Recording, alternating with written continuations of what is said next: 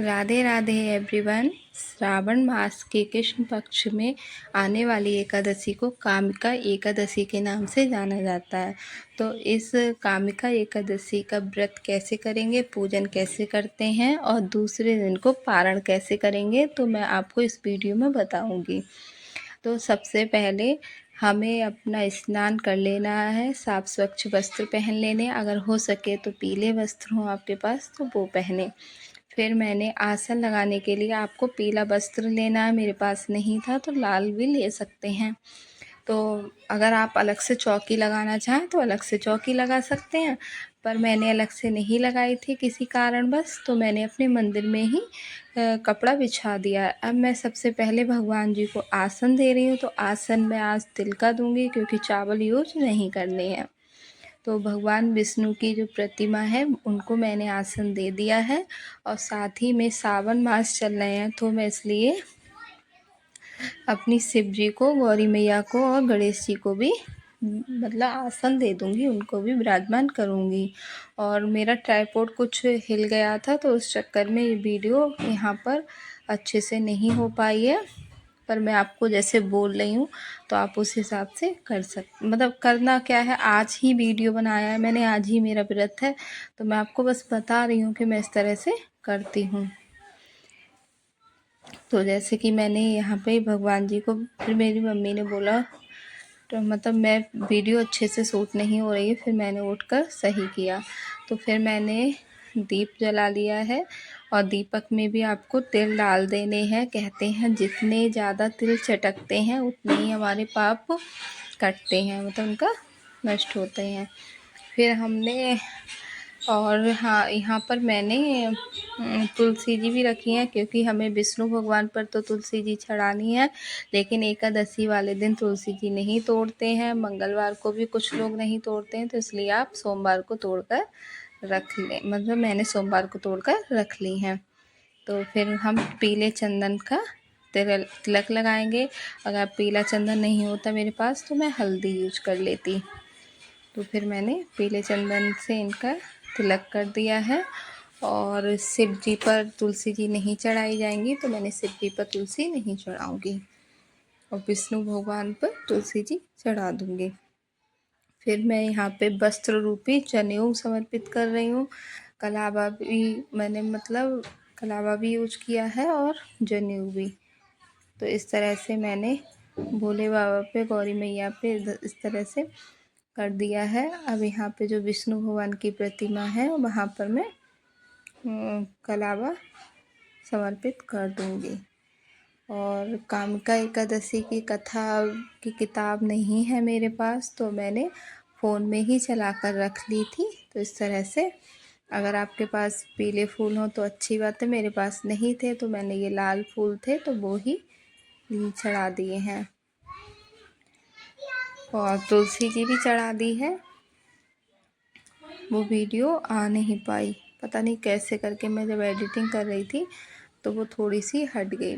तुलसी जी भी विष्णु भगवान को ही चढ़ानी है और विष्णु भगवान के ही भोग में रखनी है, भोले बाबा के नहीं भोग में रखनी है और ना ही चढ़ानी है। फिर ये पैसे मैं आज जो चढ़ा रही हूँ, तो जब मैं कल द्वादशी वाले दिन जो दान करूँगी, जो सीधा निकालूँगी, तो उसमें रख के ये दान कर दूँगी और भी पैसे रख के। और ये जो फल चढ़ा रही हूँ मैं, तो इनको हम लोग प्रसाद के रूप में बाद में सभी लोग ग्रहण कर लेंगे। फिर यहाँ पर मैंने पूजा करने से पहले आरती कर दी है और फिर अब मैं हाथ में तिल और फूल लेकर कथा सुनूंगी। और चावल आज यूज नहीं किए जाएंगे इसलिए मैंने तिल ले लिए हैं, मैंने सीधे हाथ में ही ले लिया। मैं कथा सुन रही हूँ, वीडियो बहुत लंबा हो जाता है इसलिए मैंने थोड़ा सा स्किप कर दिया है। तो मेरे मंदिर में थोड़ी स्पेस कम है इसलिए मैंने जल का लोटा जो है वो नीचे रख रखा है, तो आप बराबर में ही रखें। और फिर जो जल है मैं सूर्य भगवान को अर्घ दे दूँगी। और यहाँ पर फिर मैं आरती कर रही हूँ। आरती हमेशा खड़े होकर करनी चाहिए, तो मैं खड़े होकर आरती कर रही हूँ। फिर मैं भोग वगैरह लगा दूँगी। भोग में आज फलाहार ही, मतलब फलाहारी चीज़ों का भोग लगाऊँगी मैं।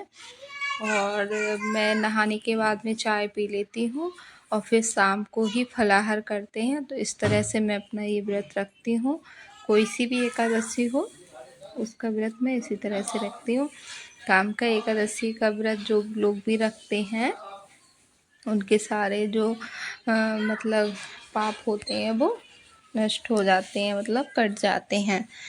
तो फिर मैं अभी ये सूर्य भगवान को जल दे दूँगी। तो इस तरह से रहा। फिर मैंने अभिषेक किया है और सावन में मैं रोज़ अभिषेक करती हूँ, मेरे हस्बैंड भी करते हैं। तो जो जलाधरी होती है, जो अशोक सुंदरी वाली जगह होती है, तो उसका मुख हमें उत्तर की तरफ रखना चाहिए। तो इस तरह से मैं पहले जल से अभिषेक कर रही हूँ। और मैं जब भोले बाबा की पूजा करती हूँ तो सबसे पहले मैं गणेश जी से मतलब गणेश जी को वो चढ़ा रही हूँ जल। उसके बाद मैं इस गिलास में मैंने दूध, दही, शहद, देसी घी, बूरा सब कुछ इसी में कर लेती हूँ, पंचामृत बना लेती हूँ। फिर मैंने ये चढ़ाया है भोले बाबा पर।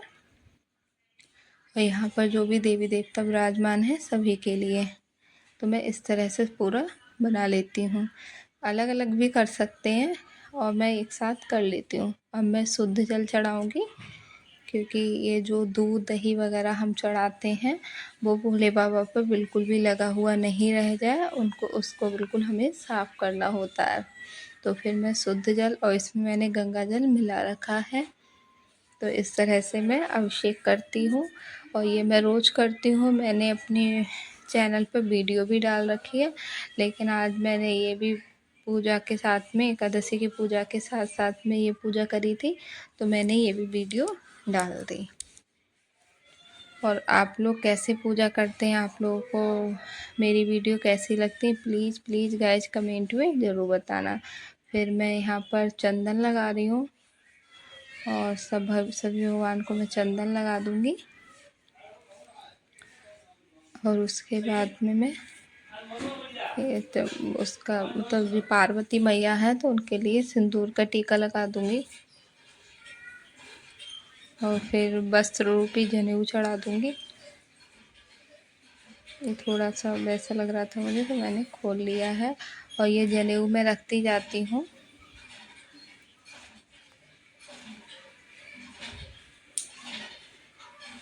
और फिर यहाँ पर मैंने चावल चढ़ा दिए हैं। तो सावन में अगर आप 108 चावल हुए, 108 मूंग दाल मतलब साबित वाली मूंग हुई, इस तरह से जो भी चीज़ चढ़ाते हैं तो आपकी सभी मनोकामना पूर्ण होती है। तो इसी तरह से मैंने 108 चावल ये गिन के रख लिए थे। तो मैंने 108 आज चावल चढ़ाए हैं। और यहाँ मैंने फूल चढ़ा दिए हैं। मुझे सफ़ेद फूल नहीं मिले हैं, तो मैं जो मिल जाते हैं मैं भावपूर्वक वो ही चढ़ा देती हूँ। और मैं अपनी पूजा बहुत मन से करती हूँ। ऐसा मैं इन्हीं चीज़ों में नहीं रहती हूँ कि ये वाली चीज़ नहीं है तो ये वाली पूजा मेरी नहीं मानी जाएगी या फिर संपूर्ण नहीं होगी, या फिर ऐसी चीज़ नहीं। मैं इन चीज़ों में नहीं पड़ती हूँ, क्योंकि इन चीज़ों में अगर पड़ जाएँ तो हम पूजा उतने मन से नहीं कर पाते हैं। और भगवान हमेशा हमारे भाव देखते हैं, श्रद्धा देखते हैं। तो आप जो भी पूजा पाठ करें तो उसकी सामग्री इकट्ठी करने में ज़्यादा अपना समय बर्बाद ना करें। जो भी सामान आपको आसानी से मिल जाए उसी से भावपूर्वक पूजा करें। फिर मैंने यहाँ पे बेलपाती चढ़ा दी है, मतलब उस पर चंदन से मैं राम लिख लेती हूँ, फिर मैं चढ़ा देती हूँ। तिल चढ़ा दिए हैं, भस्म चढ़ा दी है, भांग चढ़ा दी है और समी पत्र चढ़ा दिए हैं। इस तरह से सभी चीज़ चढ़ा देती हूँ।